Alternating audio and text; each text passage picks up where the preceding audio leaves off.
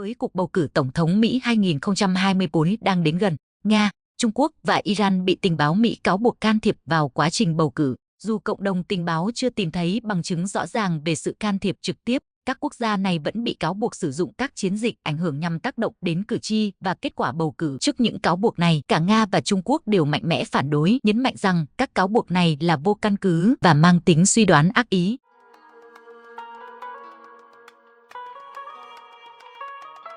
Ngày 6 tháng 9, hãng tin Reuters đã dẫn lời một quan chức tình báo cấp cao tại Washington khẳng định Nga là quốc gia đang tích cực tìm cách tác động đến cuộc bầu cử Tổng thống Mỹ 2024, dự kiến sẽ diễn ra vào ngày 5 tháng 11.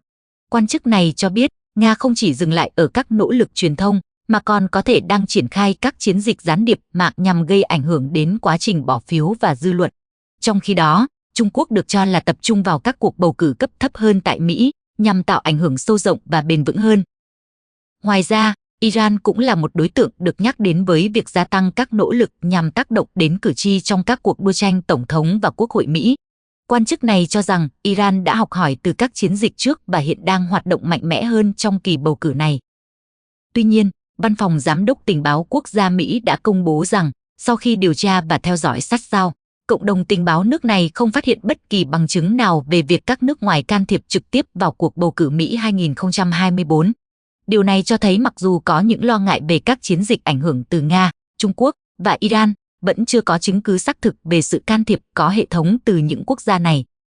Trước các cáo buộc này, phía Trung Quốc và Nga đã nhanh chóng phản ứng.